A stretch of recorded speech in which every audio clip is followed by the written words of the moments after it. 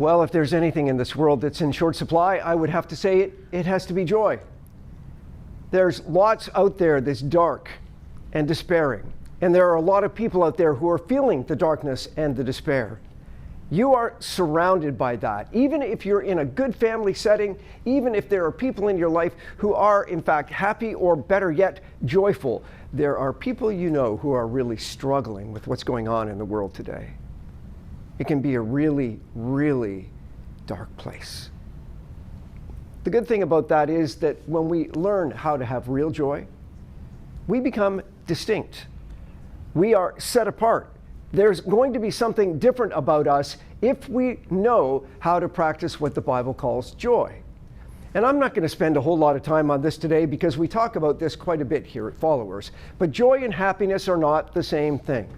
What's the difference between joy and happiness? Tell me.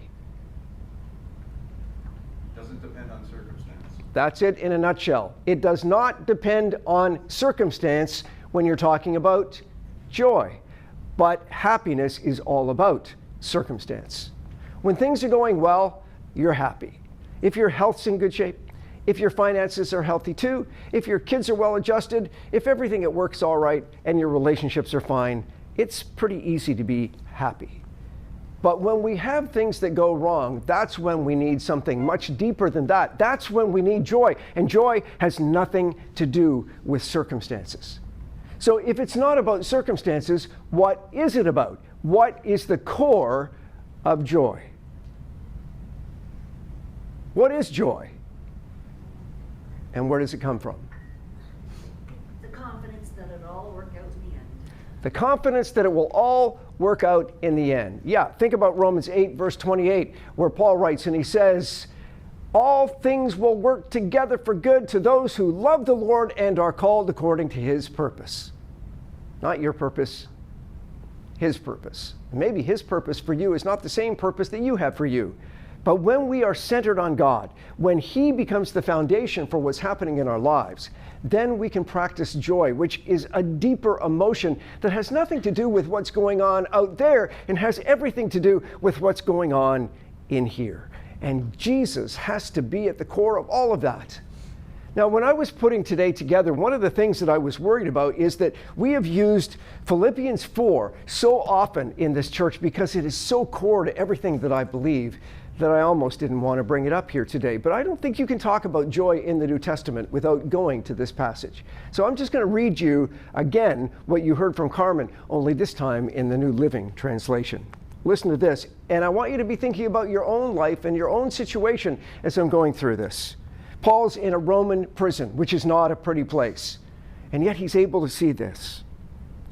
Always be full of joy in the Lord. Always be full of joy in the Lord, he says. I'll say it again, rejoice. So he's saying, yes, you can rejoice, but notice the foundation. It's already clear from the very first sentence. He says, always be full of joy in the Lord. That's the source. That's the key. That's the message. If you're going to have joy, then it has to be a case where Christ is at the center of that. Always be full of joy, not just now, not just sometimes, but all the time. How do you do that? Well, he says, let everyone see that you're considerate in all you do. Remember, the Lord is coming soon. Now, normally we breeze right on by that and we go to the very meat and potatoes of this passage, which talks about how we can find joy. But I think this is the key right here. He says, if you're going to have joy in the Lord, then first of all, people need to see that that makes a difference in your life. Be considerate. What happens when we allow happiness to be the goal? What happens when my circumstances, my needs, my dreams become the focus? Well, the chances are good you're not going to be very considerate. Consideration is when we look after the interests of other people, and that is one of the hallmarks of joy. We have to be people who care not just about ourselves and what's happening in our world, but we have to be considerate of those who are around us, who are hurting, who are struggling, and who are different from us. Be considerate. Well, why should I? Well, there's a really good indication here as to why. One of the things we read here is that we need to be considerate because, as Paul says, Jesus is coming soon. Jesus is coming soon. Now, I'll tell you, that's very little consolation when people are in the fires. When you're going through trouble and turmoil, when you're hurt, when you're in a dark place, it's not always helpful to have somebody come along and say, well, don't worry, Jesus is coming back. Because chances are it's not going to happen before you're done going through your struggles. But it counts.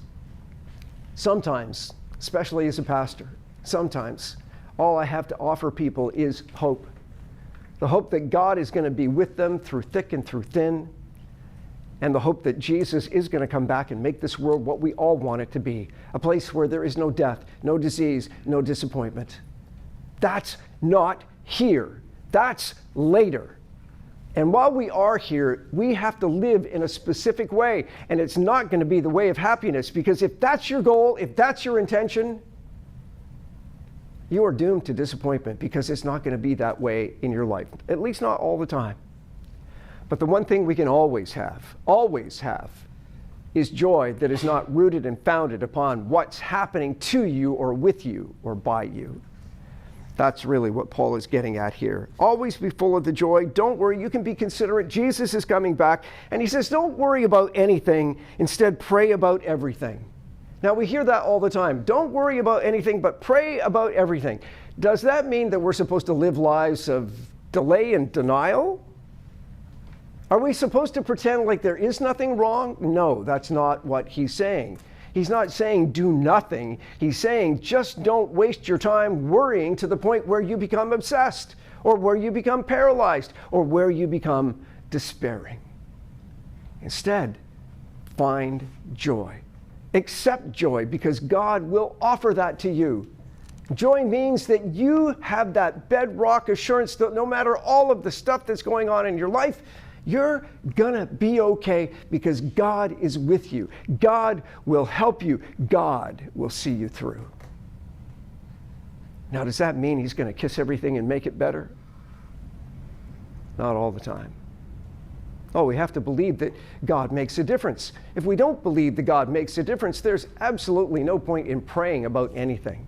Instead, Paul says you need to pray about everything. And you know, sometimes we make a mistake. We think that all we have to do is pray, and that we don't have to do anything else.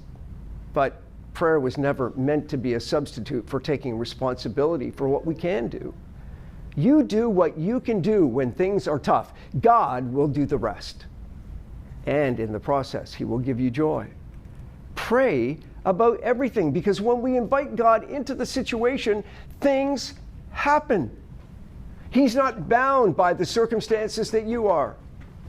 He's not hampered by the limitations that you face. He's not hindered by whatever it is that makes it impossible for you to control your situation and your circumstances. Pray about everything, because we have a great big God who specializes in miracles and surprises, and even when those things do not happen in your life, he will give you guidance and wisdom and comfort and strength and all the things you need to get through whatever it is that you're dealing with. He says, don't worry about anything. Pray about everything and tell God what you need and thank him for what he's done.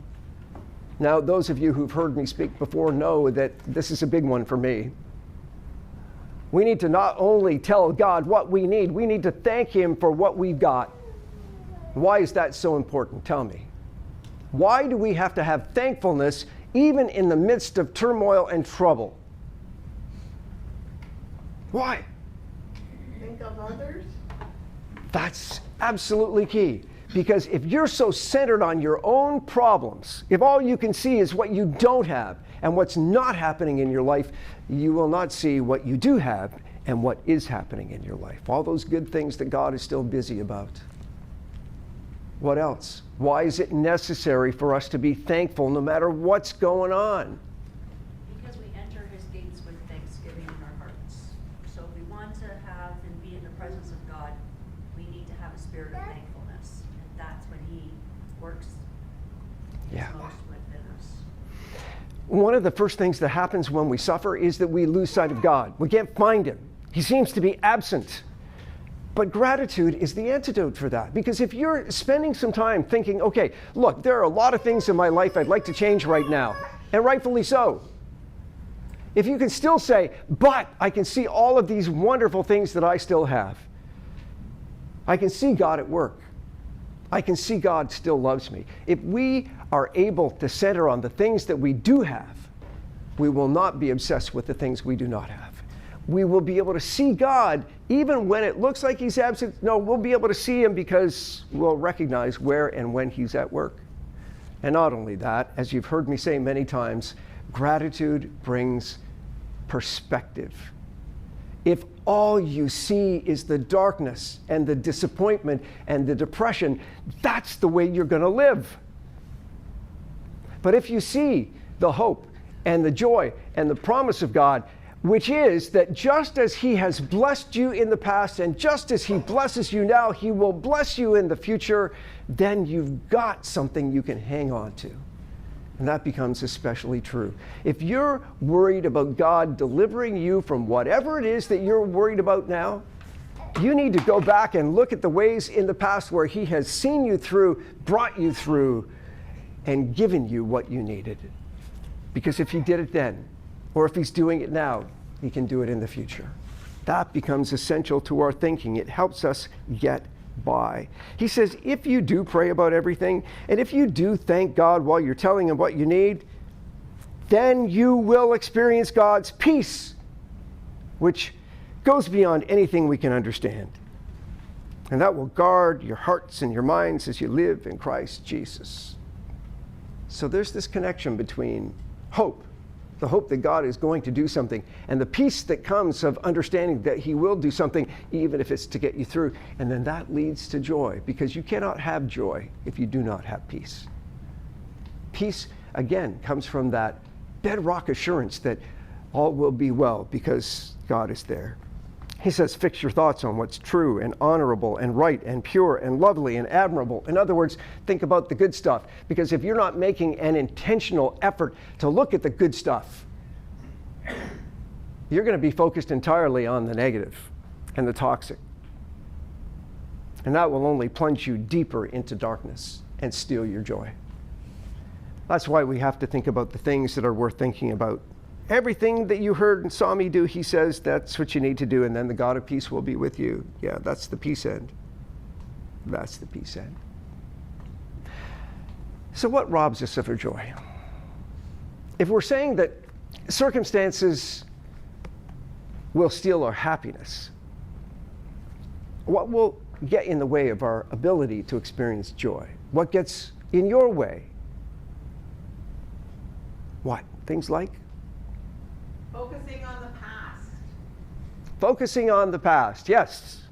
Things like guilt, shame, and regret can hamper you so much. They can anchor you in the past to such a degree that it impairs your ability to live in the here and now, let alone what's going to happen in the future. Look, just be very conscious that what you're living and what you're experiencing right now, that will be your future if you don't take active steps to get past the past. I always say the past is a wonderful place to visit, but you wouldn't want to live there because it ain't coming back and you can't change it. But it can change you if you let the past work on your heart and your mind and rob you of feelings of worthiness, or if it makes you feel like you've messed up so much in the past you can't get it right now. Or if you're just so centered on the good old days that you're not looking at what you've got right now. Look, let me just say that if you're so centered on thinking about, oh, how good it was back then, and you're not looking at what you've got now, that is an insult to God. And I'm sure nobody really thinks about that. But look, how would you feel if you're busy trying to do everything you can for your kids or the other people in your life that you love, and all they can do is look back to the way it used to was? No, that's not the way we live. We live now with confident expectation, with great expectation that God is going to give us what we need, and more than that, that he's going to make us what we need to be. All right, so the past, if we're not careful, can steal our joy. What else will prevent you from having it? What else? Yeah. We need to count on perfection, but not our perfection, his perfection. Because the more you're thinking that you have to be perfect, you're lessening the role that God will play in your life. God is the only one who's ever going to be perfect, and the sooner we realize that, the better it's going to be for us. And we will be more fit for the kingdom because we'll recognize that we're just like everybody else. Look, let me tell you, if you're so centered on getting everything right, whether it's your doctrine or your lifestyle or whatever it is, do you not see that sometimes people are going to look at you and say, look at how hard they're working and look at everything they're doing, and I'm never going to be like that. I couldn't be like them. Because look how centered they are on being perfect. You know, I'm not saying that we should be complacent about the sin and temptation in our lives. Don't get me wrong. But we need to be able to say to the people around us early and often that we know we are flawed and imperfect. We know we fall far short, that we're never going to be what we need to be. But we also need to make sure they understand that God is covered through the blood of Jesus, and that's why hope, peace, and joy are so important. Jesus came so that we could have hope, that we would have peace, and that joy will be part of the package. Because we might not ever be confident in our own ability to make sure that everything works out all right, but we should be confident in God's ability to make sure that we're going to be okay. That's the crucial difference. God always tries and succeeds. He works his hardest to accomplish in your life and in mine what's not only best, but what is essential if we're going to be the best available version of us. That's your goal. Using the power, the grace, and the strength of God, your life needs to be about being the best available version of you. But let's not lose sight of the fact that when we do talk about these wonderful things about Advent, they're all gifts from God. They're not things that you figure out. They are a revelation from God. God gives you peace. God gives you joy when you center your life on Him and not yourself. That's a big part of it. Anything else steal your joy? Excellent point. If you expect life to be perfect and it's not, you are going to be very disappointed, and you will be very disappointed for a very long time. Look, life is not fair. Life is not all right. Get over it. Do you realize how much Christians waste their time by lamenting what the world is instead of actually doing something about it? God says, yep, it's a mess. But then he says, so get out there and do something. Don't just complain. Don't just point out there. Do something. Because that's one of the ways that you do find hope, peace, and joy, and all the rest of it, as we're going to see. But it's easier just to complain. It's just easier to complain. And so that's what we do. That will steal your joy. If you keep expecting the world to be something it's not, it's never going to work. This world is not designed to make you happy. Let's just deal with that. It's like doing your dishes in the microwave oven. Your microwave is not designed for that. It's not going to give you the desired effect because it wasn't intended to. That's the way it is with this life. This life can be beautiful in so many ways, and it is. But there will always be that darkness that gets in the way. And when we allow that darkness into our hearts, that's when things really take a turn for the worse. Yeah, there's so many things that steal your joy. Let me just show you something. This is a passage that you've probably heard many times before, but it's from a pivotal time in a prophet whose name was Elijah. I'm getting this from 1 Kings chapter 20. Now, 19 actually. You probably know all about that wonderful confrontation between this prophet of God, Elijah, and the prophets of Baal, who was the dominant god in the region. So everybody was saying, my God's better than your God, Elijah. And Elijah has this contest on the mountaintop. And the contest is that they'll lay out these sacrifices and then they will pray. And the God that rains down fire on the sacrifices will be the one who is supreme. What happens in that story? What happens? God wins. Fire comes down, not only consumes the sacrifice, but what else? Water, everything. Everything is consumed. So it's a story about how God triumphs. It is probably the greatest day in Elijah's life.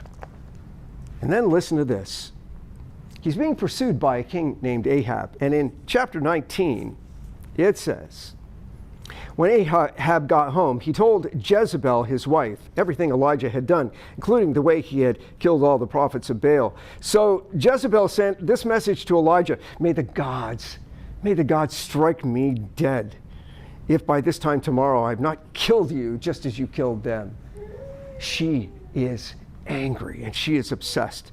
Elijah was afraid and fled for his life. He went to Beersheba, a town in Judah, and he left his servant there, and then he went on alone into the wilderness, traveling all day. And he sat down under a solitary broom tree and prayed that he might die. I've had enough, Lord, he said. Take my life, for I'm no better than my ancestors who've already died. He's sitting there and he's saying to God, just kill me. Kill me now, I'm done. And many of us can relate to that. Then he lay down and he slept under the broom tree, but as he was sleeping, an angel touched him and said, get up, eat. He looked around, and there beside his head was some bread, baked on hot stones, and a jar of water. So he ate and he drank and he lay down again. So he's eating, he's drinking, and he's sleeping.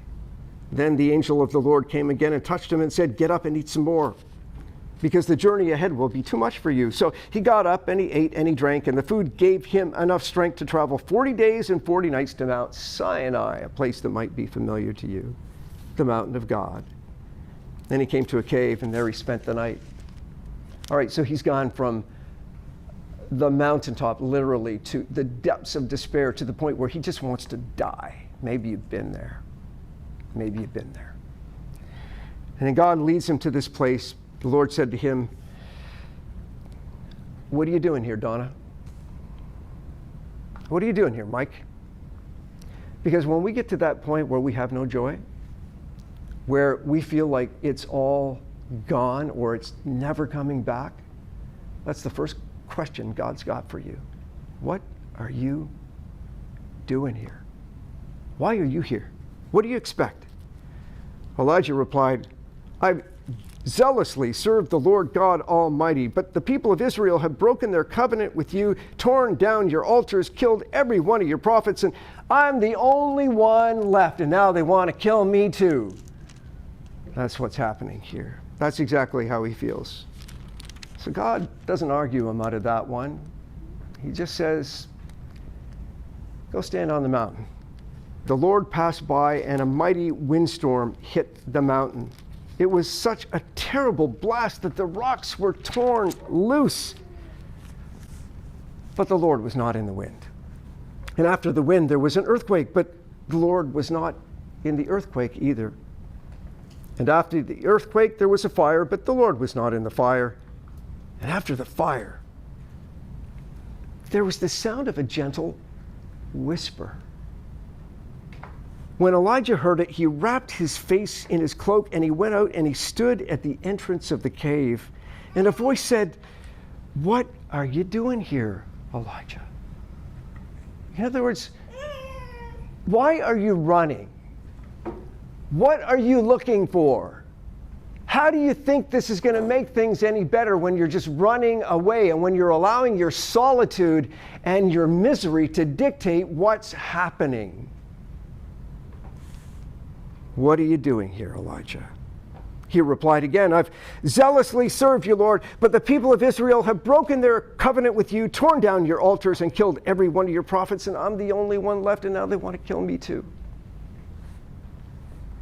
Then the Lord said, go back the way you came.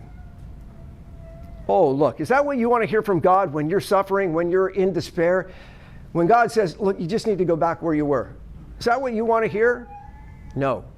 But sometimes God has to send us back where we were because we haven't resolved that, or we haven't learned from that, or we're just not done with that yet.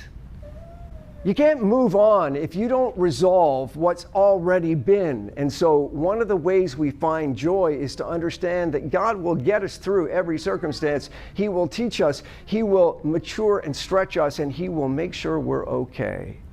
But sometimes we have to start by going back before we can go forward. That's a powerful, powerful lesson for us to learn. And then God says, look, you don't have to worry because I've got this. He says He's going to take care of the king. He's going to take care of all the threats. And He says, I will preserve 7,000 others in Israel who have never bowed to Baal or kissed him.